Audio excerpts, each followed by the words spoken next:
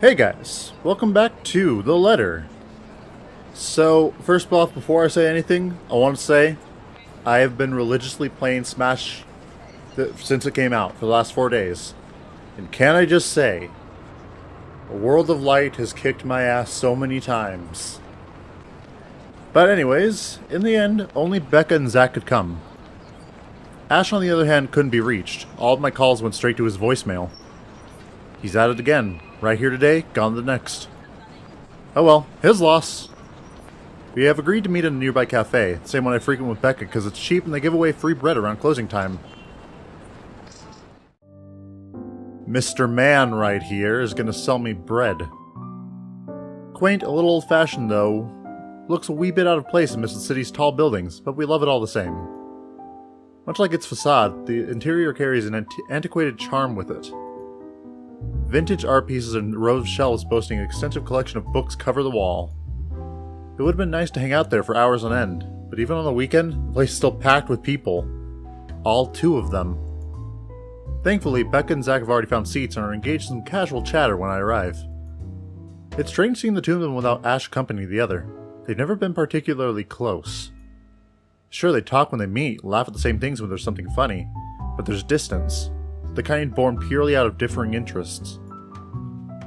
That or Zach's simply afraid of Becca. It's not impossible, and I won't blame him if he is. He might be the tallest in our group, but everyone knows that means nothing against Becca's temper. Even I'm a little scared of her. Zach! Becca! Hello, Becca! Hello, Zach! By the way, hold on. Yep, Rebecca still hates me. Zach, Marianne, and Ash all love me.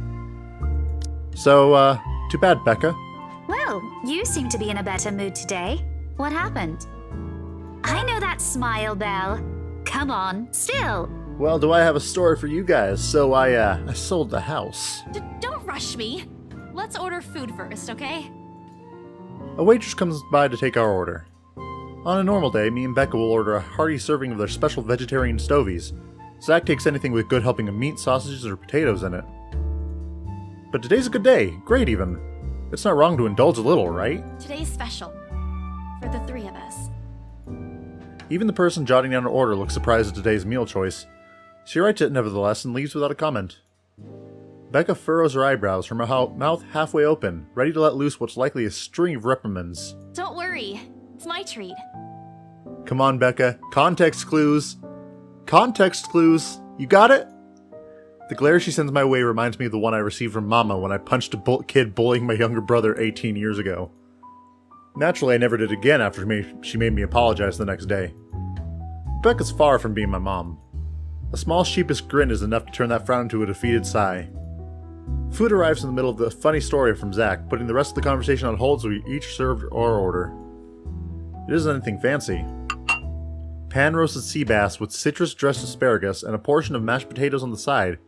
Or at least that's what the daily specials board says. Alright. I never did pay attention to it whenever I came here, since they price whatever's written way above what I'm willing to spend on food on a single day. Oh, good. I'm so hungry, I think I'm dying. You're always hungry.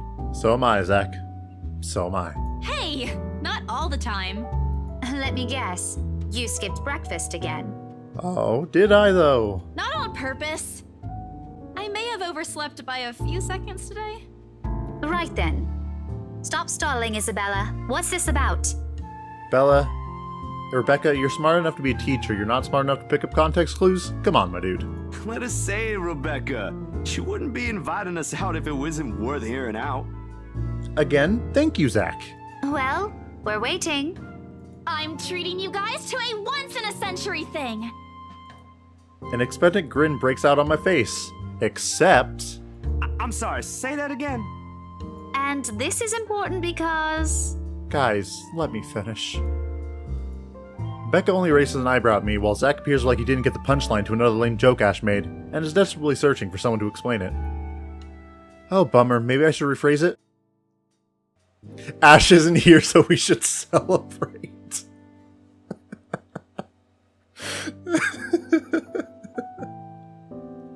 Congratulations, everyone. Ashhole is not around us. We can drink. We can say fuck legally. No, I gotta save for that. I'm gonna listen to this first. Ash isn't here, so let's party, nerds. Okay, let me do that again.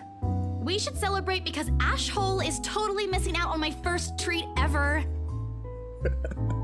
I'm sure Ash has his reasons. Hold on. Oh, come on, guys. He hasn't even apologized for calling me a scaredy cat yesterday. No, I'm going back. I can't let that stand. Alright, different timeline. Different timeline, guys. My instant noodle days are over. Okay, let me do that again. Guess what, guys? I'm paying! I sold the house! As the news sinks in, their expression goes from sheer bewilderment to utter surprise. That's more like it. You heard me right, ladies and gentlemen. As of today, I'm Maria Isabella Grace Cruz Santos and free from my instant noodle binge. That is a long name, my dude. Seriously? Hold it, Belle. You sold the house? Indeed. And got sold for 15% higher. Yep. Which house is this? In Aslam Village? The one with the open house yesterday? Indeed. The one and only. Come on, Becca. I know you've got a better memory than that. Oh, wow. That's... What? She lets out a hum. Although she's nodding, she gives the impression of someone who has heard something unbelievable and still forcing her brain to absorb it. Did she think we wouldn't be able to sell it? Does she have that little faith in me? Rebecca's improving. She doesn't hate me as much. Have some faith in me, Becca. Am I not your best friend or what? You don't believe me? The words tumble out of my mouth before I can stop them.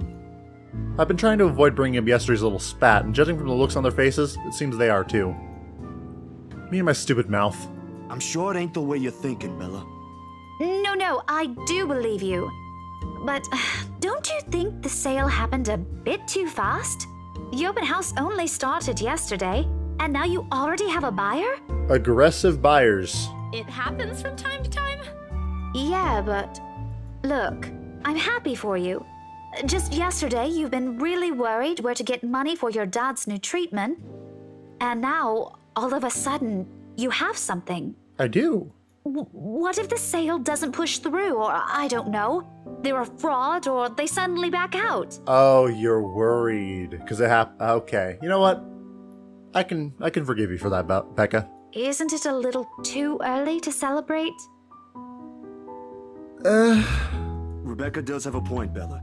If you haven't closed the deal yet, there's still a chance they'll go back on it. Right, we haven't gotten the papers signed.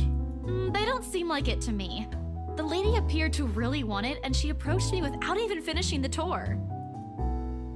Pressured me into it more like.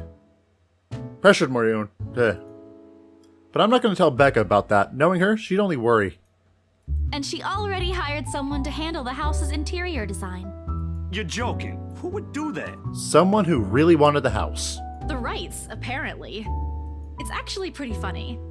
She's a bit too excited to get the property, she forgot to buy it. What? At any rate, they've already signed the agreement today, so it's just a matter of time. And don't tell anyone about this, but Ma'am Hannah also gave us something extra. Something as in... Free unlimited access to the hot tub. As in, it's why I can treat you two to a free meal. I'm more surprised you accepted it. She didn't really give us a choice in the matter. So don't lose sleep over this, okay? The couple really want the house. I just want to take a second and say I really like Isabella's voice actress. I love her voice. I really do. If Rose didn't stop them, they'd likely have paid up front for it yesterday. That's despite the legends, too. I even tried to show them the letter. But nope. I want this house, darling. Go take all our money. You don't really think they believe that, do you? I'm pretty sure for them, those are just rumors as well. No one is that superstitious in this day and age, Belle. Well, there's you. Shut up. Right. You know what? I'll just eat all of these by myself. I begin to gather the plates to my side, the food in each still untouched. A laugh almost escapes my mouth with the way Zach's expression quickly changes to disappointment. Becca's hand interrupts me just as I'm about to pull her plate closer to me. I'm kidding! Don't go all pouty on me again! I'm just concerned you'll get hurt if this doesn't happen. I know how badly you want to close this deal for your papa. Indeed. I'm sure he's gonna be fine now, though, with the money. They don't know yet. I think I'll call them tomorrow. Let them know things will be easier. Mama said this morning he's showing progress with the new treatment, too. It's just a matter of time. Awesome. I allow myself to smile, genuine and uninhibited. It's strange talking about this with other people, even those who've known you for long enough. But today, things simply feel a whole lot lighter with them here. Lunch passes in enjoyable fashion. A laugh here, a playful jab there, most of it spent on catching up and telling stories about whatever's keeping us busy these days. Something we couldn't afford to do the day before, taking into account what happened. Even Becca's surprisingly chatty. Is there something in the sea bass we ate? Zach, though, appears less energetic. While he's far from being the life of a party, he's definitely not the type to keep quiet in a conversation with his friends. Apart from a few inputs, he's been silent the whole entire time. If Becca notices... Are you sure you're not feeling under the weather, Zachary? Yeah, she noticed. Huh? No, I'm okay. No worries, Rebecca. It's something about your movie, isn't it? Doesn't sound okay to me. It's okay. I might be feeling a little bummed out today, but I'm sure this will pass. What happened with the movie, Zach? Is it about the reviews this morning? Yep, that's where we go. A pained expression crosses Zach's face, and almost immediately Becca retreats in her inquiry as though the man's look is enough of an answer for her. I look between the two of them. Did I miss something? What happened this morning? Did I stumble on a big secret? This is why I don't like waking up late. You heard about those, huh? Sorry, I just happened to check on some sites this morning. Nah, it's a very sensitive topic in the first place. I should have expected it. What happened? Wait, what was the movie about? I can't remember. What reviews? Becca glances at Zach. Her motion to ensure eyes asking for his consent on the matter. Although there's a small desire to keep asking my part, I don't dare voice it out. With Zach, it's always been better to wait, let him speak on his own. Becca too, to some extent, although with her explosions of temper are more common. In the end, he simply answers with a shift of his shoulders, gesturing for her to go on with a tilt of his head. It's his movie. There we go. That doesn't explain anything.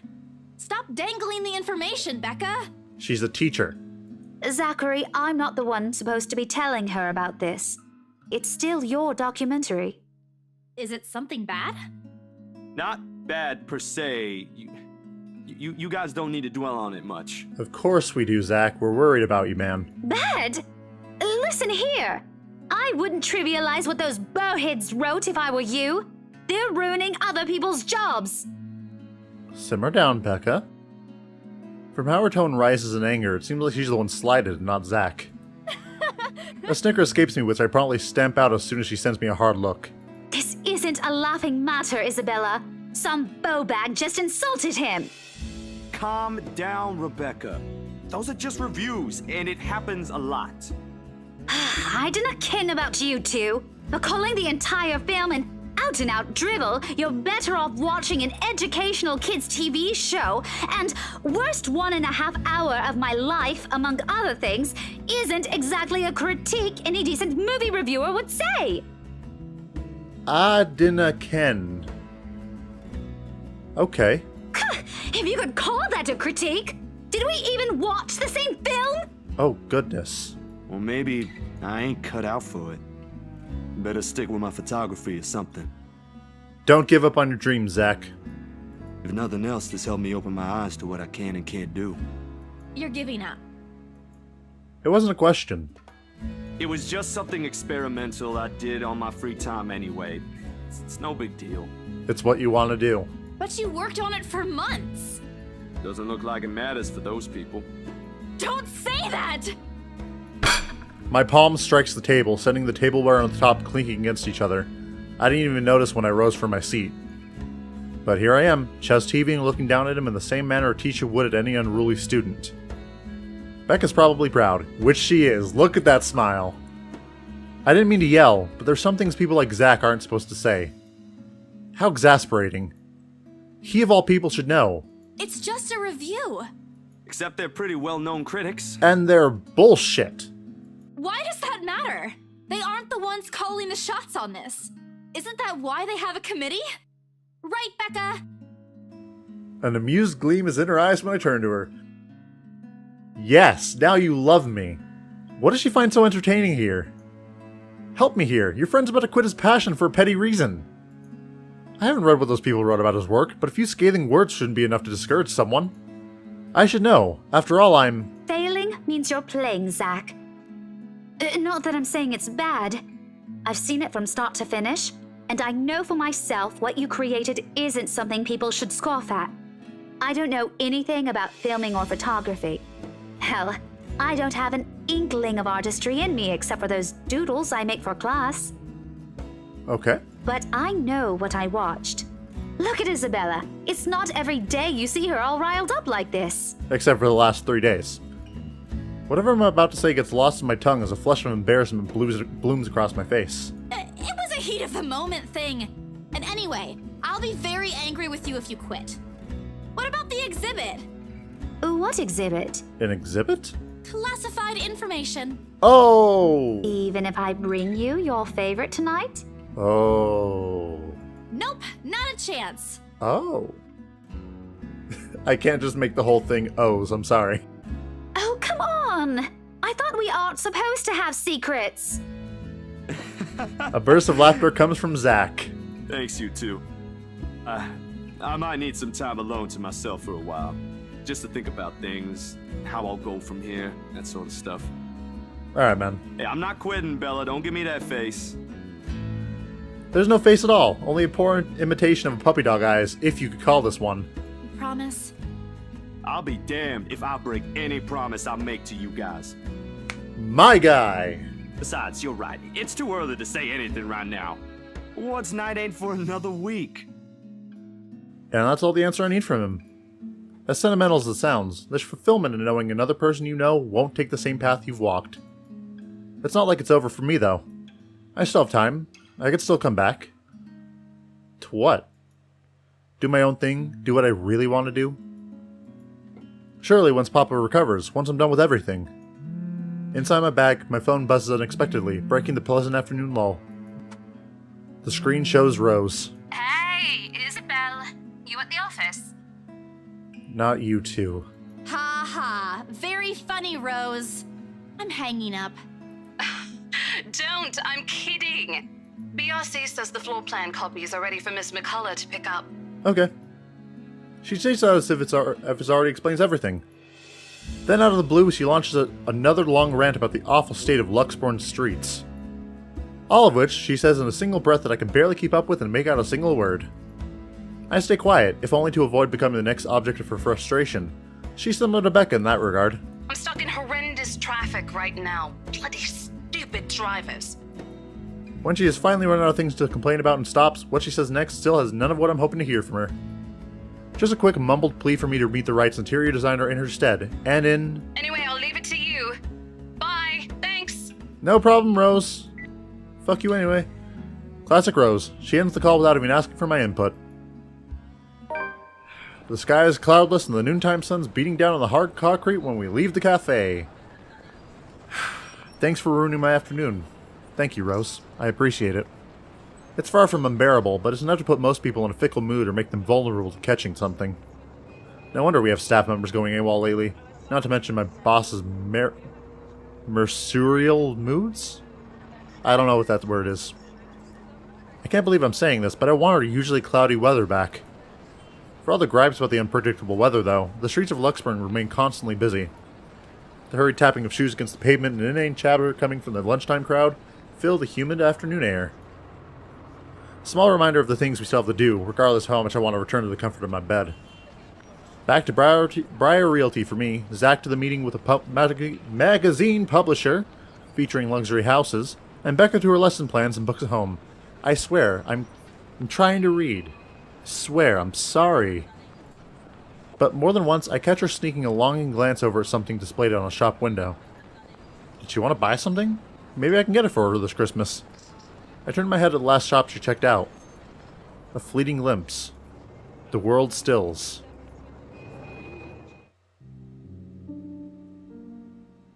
You're kidding me. She looks at me, eyes hollow, gaze piercing and boring into my very soul, like a set of chains to keep my whole body still. There are no shadows or whispers this time. Only a plea. A hum, low and indistinct.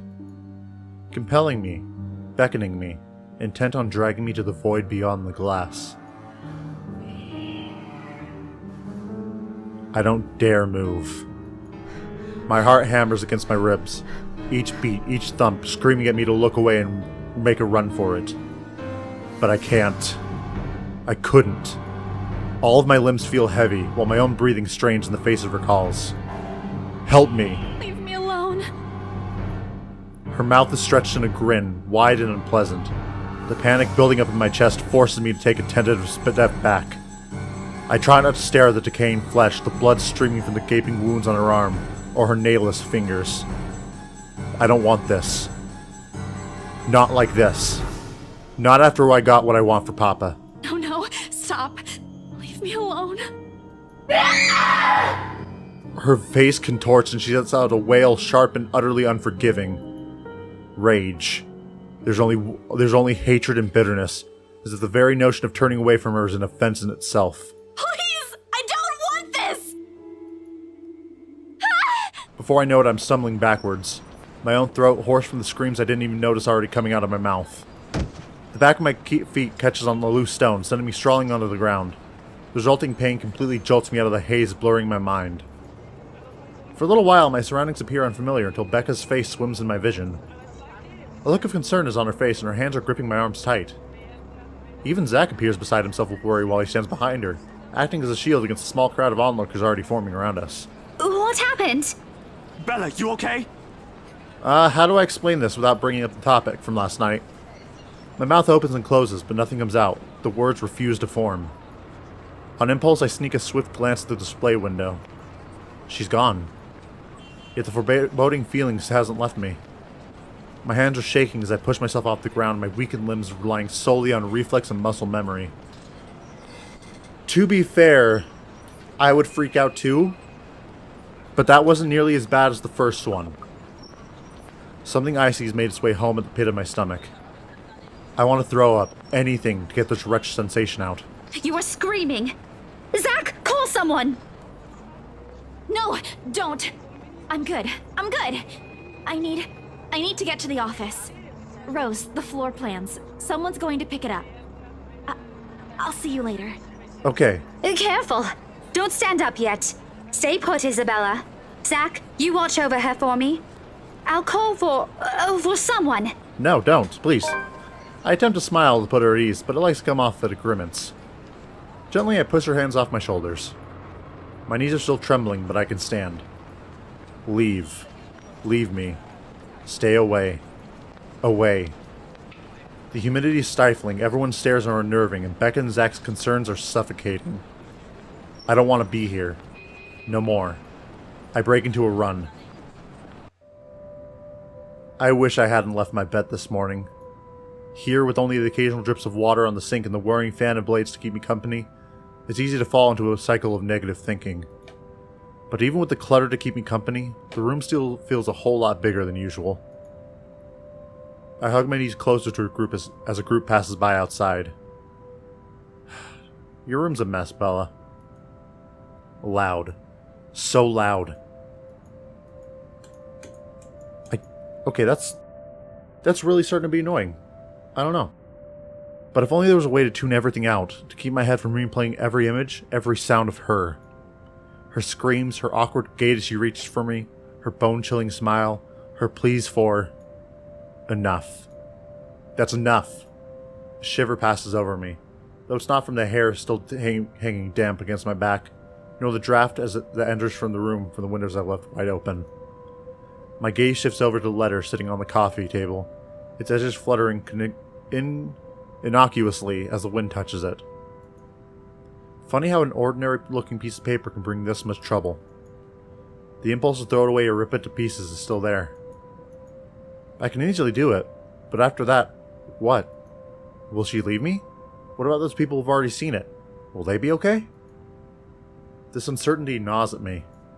Knowing that she's real and might also go after the people I care about, I just wish someone would listen. Believe me. The abrupt break in the silence nearly makes me jump out of my skin. Blindingly, I fish my phone out from under the mess of papers and cushions where I've carelessly thrown it before taking a shower hours ago.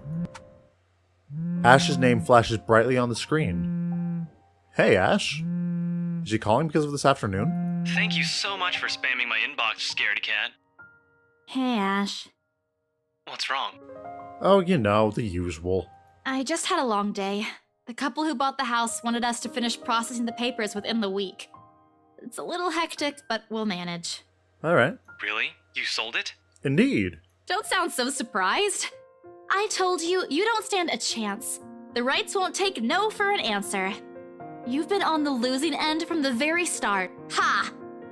Whoever said I was interested in the house in the first place? You did. But you said... He was lying, Bella. Despite his light tone, his snicker only comes off as annoying to my ears. I had to fight the urge to end the call right then and there. Stupid Ash. You're such an ass.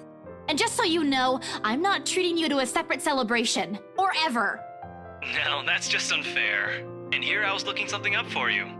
Didn't you say you wanted to talk to Andrew? Oh, right.